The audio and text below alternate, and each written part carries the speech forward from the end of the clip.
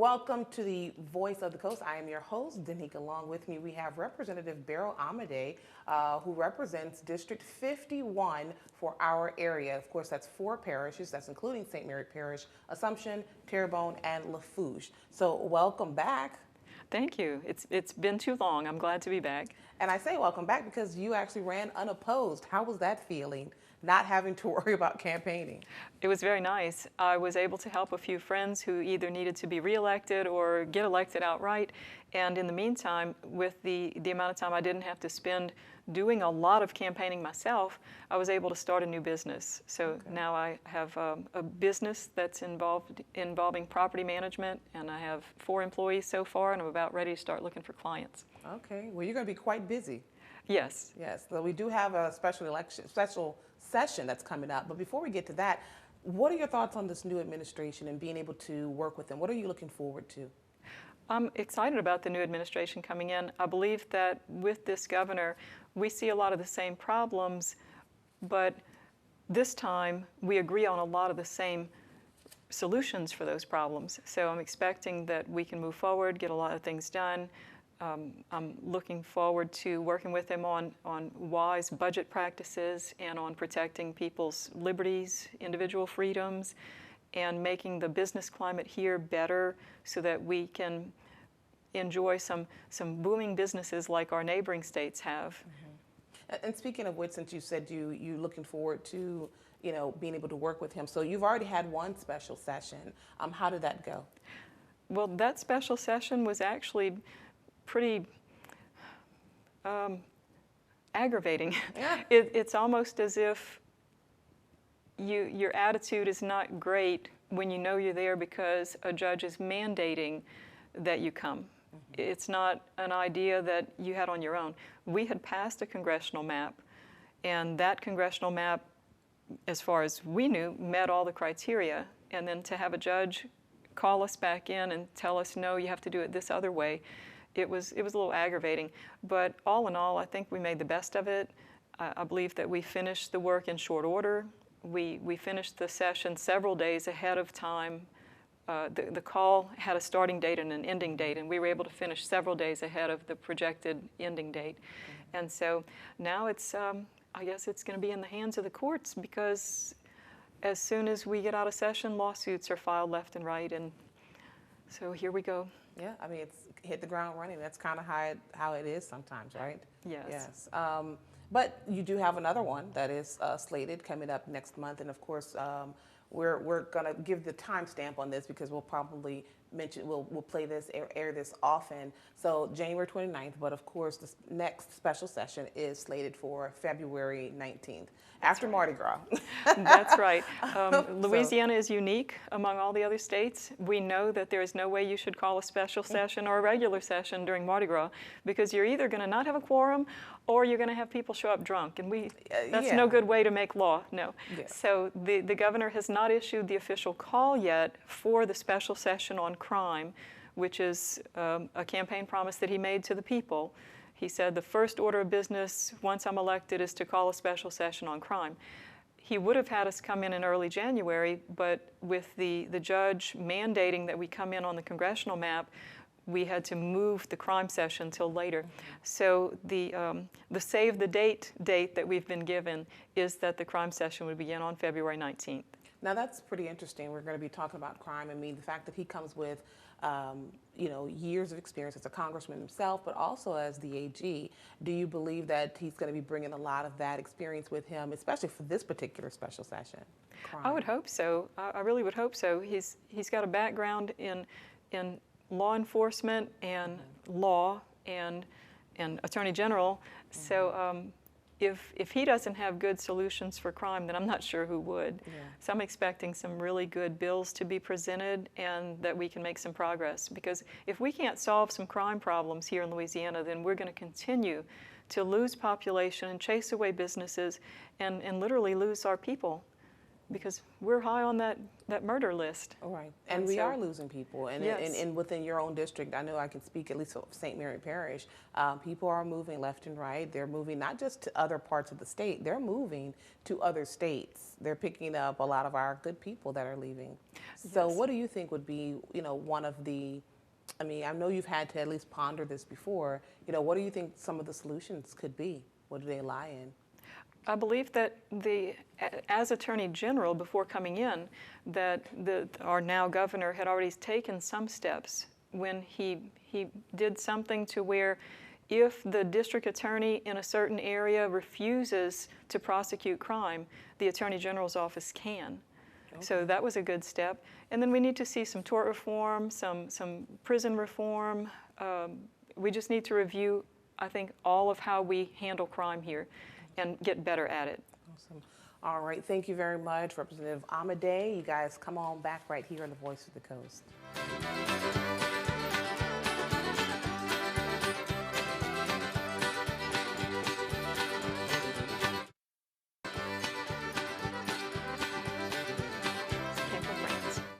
Welcome back to the Voice of the Coast. Let's get right back into it. Representative Beryl Amedée is here. She's the guest, and we're talking about just looking forward to the special session, looking forward to this new administration. But what are some of the bills or the concerns that you have personally, well, I say personally, but for your constituents? Well, I believe that the number one bill that I'm going to carry this year is one that I started last year, but I withheld, and that is a constitutional amendment on parental rights. It would establish in our state constitution that parental rights are fundamental. And that doesn't mean that it's giving the right to a parent to abuse their child somehow.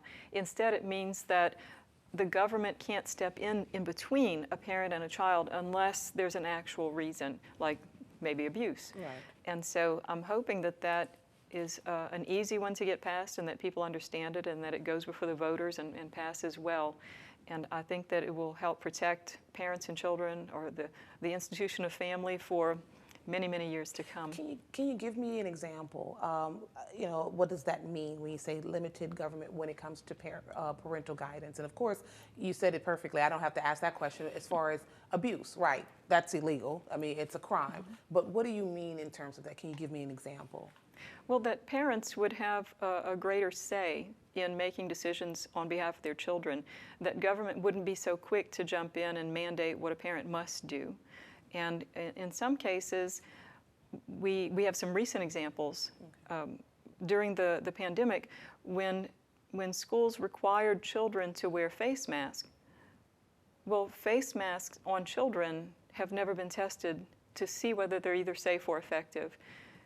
And we do have tests that show that face masks, outside of, say, a hospital setting, a surgery room, for example, mm-hmm. face masks on people out in public doing everyday things are not actually effective or safe.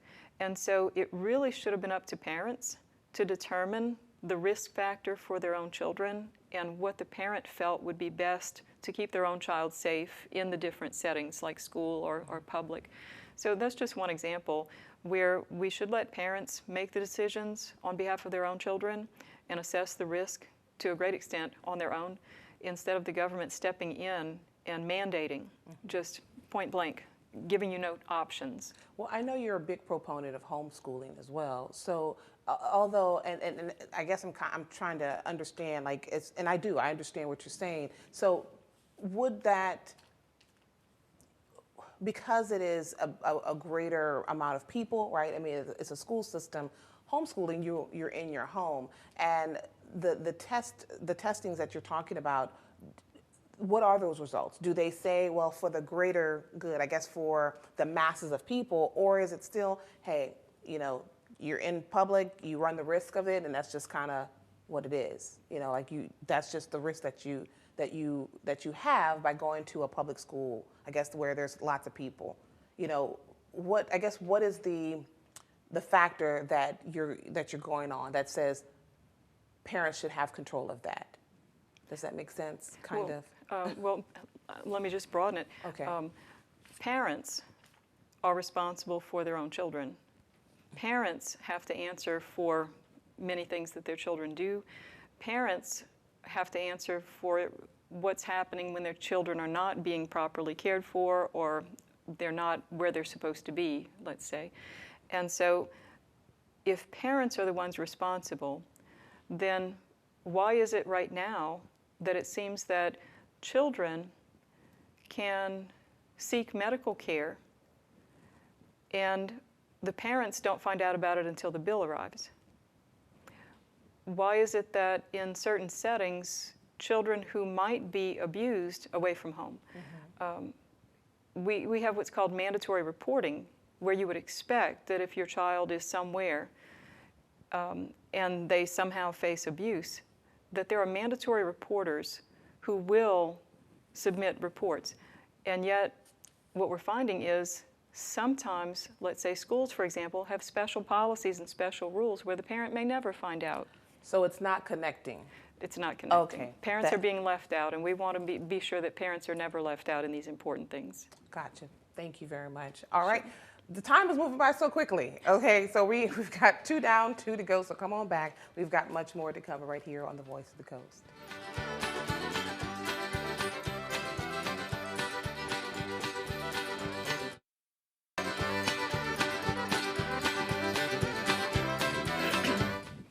Welcome back to The Voice of the Coast. Again, we have Representative Beryl Amedée, and I really want to ask you about, now that you're a veteran.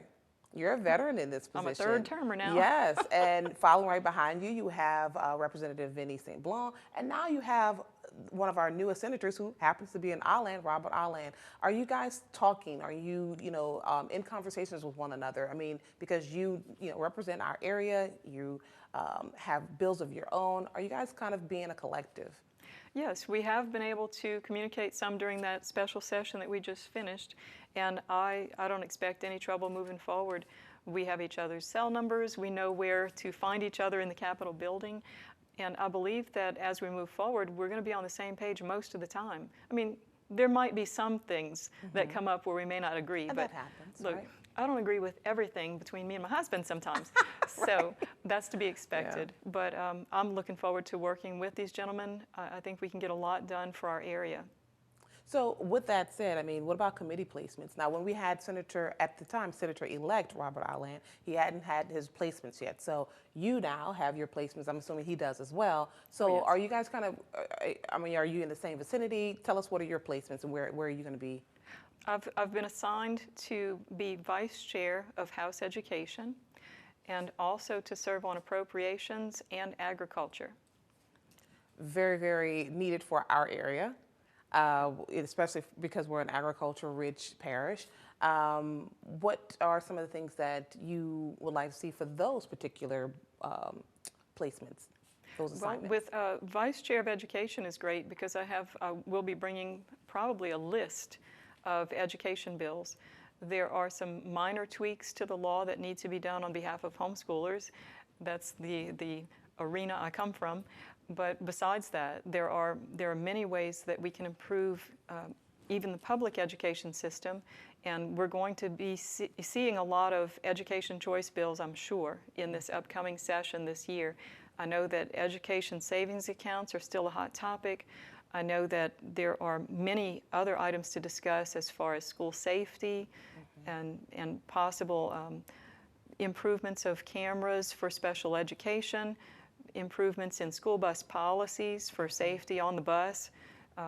So there's just a lot of work to be done in education, so I'm excited about that assignment. Before you move on with that, do you guys work closely with Bessie and other education organizations and agencies? Yes, definitely. And Bessie has had a big change out in membership. And we still have State Superintendent Cade Brumley, and I've worked with him for several years, ever since he's become superintendent. And 2 of the members of Bessie, the new incoming members of Bessie, happen to be legislators that I've worked with in recent terms. And so I'm expecting that we can just all get together and move forward and pull in the same direction finally. Okay, great. And then, okay, so the other 2 placements. Well, one is Appropriations, which is the committee that gets first crack at the budget when the governor proposes it. The governor is set to propose the budget, I think he has to do it by February 9th, so he's working on that right now. And when we see it, then we'll decide as a legislature what things we might want to adjust. Are you kind of like chomping at the bit when it comes to appropriations? I don't know. I just feel like that's one of those things you're like, okay, get my hands on it. I want this. I want this. Yes, actually, it's well, besides for the good things we can do in education, appropriations is my favorite committee. And when you serve on appropriations, you have to sit through hours and hours of endless committee hearings sometimes. But our budget is big and complicated, and to me, I have never felt completely comfortable having to vote on the budget when I haven't been on appropriations, because you don't get quite the level of detail that you get by sitting and enduring all those hours of committee hearings. And so I'm especially excited to get to dig in and come up with questions for the departments and agencies as they come in front of us, and to find ways to make the most of the money that we do have to spend. I know that there are some shortcomings expected, some deficits in the near and the long-term budget projections, but I'm happy to help figure out the best way to spend what we do have. Yeah, and I hope when we hear this all the time, the first places they cut, education and health. So well, it's not intentional. Those are the only parts of the budget the legislature really can move around. Well, we're going to get to agriculture, but we're going to take a short break, but come on back right here on the Voice of the Coast.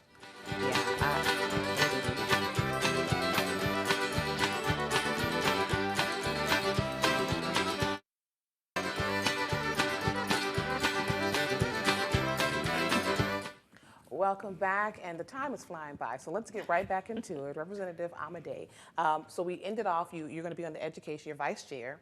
You're also going to be serving on the appropriations committee, and now agriculture. What's the hot topic? What are some of what is the one issue, or a few issues you're pushing when it comes to the agriculture? Well, agriculture is always an interesting committee because that's where we hear all the bills concerning things like marijuana. And that's been a hot topic for years. Medical versus recreational use, and making it available, and whether it should be available only by some very limited pharmacies that have to pay a whole lot of money for the licensing. I mean, it's just been a big controversy ever since I've been in the legislature. One of the bills I plan to carry this year is a bill that would allow for the sale of raw milk, so that farmers could actually sell raw milk, not pasteurized, directly to the consumer. And when I was on Agriculture Committee in my first term for a little while, we had a raw milk bill, and I voted in favor of it, and it didn't pass. So I'm told that almost every year we have a raw milk bill and it never passes.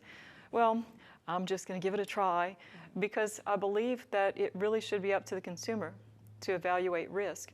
We sell raw oysters. We sell steak cooked rare or medium rare. And at most, we have a little disclaimer on the bottom of a restaurant menu that says, eat at your own risk, right? Right. So why not do the same for raw milk? Why not allow it? Because there are major health benefits in the raw milk that go away when you go through the pasteurization process. I was going to ask, what are some of the benefits of consuming raw milk? Well, there are certain enzymes, for example, that exist in the raw milk that could bring healing for a lot of things that ail us, a lot of diseases. But when when the raw milk is heated, those enzymes die, and so you lose that health benefit. And there are a list of the health benefits, and I'm just now really learning about those. But my real motivation is this. In Louisiana right now, it is only illegal to sell raw milk. It's not illegal to drink it. It's not illegal to give it away. So if it's truly that dangerous, then shouldn't we restrict the drinking of it? Or even the giving it away? Why is it only that we restrict the selling of it? So that's my purpose for bringing the bill. It's a liberty issue. Do you have any support on that bill? Yes, we have a lot of people who are very health conscious who actually go across state lines to get raw milk. And we have a lot of farmers that would like the opportunity to be able to offer it for sale, because right now they can only give it away. And I think they're allowed to sell it like for pet food. Okay. But why do people here who would like to drink raw milk have to buy it under the guise of buying it for their pets? And then they take it home and drink it? We don't have a lot of headlines about people dropping dead from drinking the raw milk. I'll be honest with you, I didn't even know it was a thing. Yeah. Just to be perfectly honest. Well, because it's been illegal to sell raw milk Right. here for a long, long time. Okay. So there are a lot of other states where it's not illegal, and I'm not seeing the numbers that show that we still need a law on the books that forbid us to sell it here in Louisiana. Well, I'm definitely going to keep my eyes and ears open on this because it's something that I was unaware of. So when I hear something about raw milk, I'm going to keep my eyes and ears open, especially when it comes to the sessions that are coming up throughout the Sure, year. yeah, watch and see what happens to the bill. Yeah. I'm going to give it a try. Something else that you're also serving on the Freedom Caucus. You're the chairperson. Tell me, this is fairly new as well. So tell me about the creation of this committee. Okay. The Freedom Caucus is actually a brand. It's related to the Congressional Freedom Caucus in Washington, D.C. And here in the legislature in Louisiana, we launched a Freedom Caucus last year during session. So I'm one of the founding members. Oh, well, thank you. Look, the time is just gone by. I had one more question, but that's okay. Thank you very much for coming back. I appreciate it. Sure. It just means I need to come back again Yes, definitely. We love to see you after the very maybe first session, special session. All right, thank you guys so much. Come on back next time for another show right here on The Voice of the Coast with yours truly, Danica Long.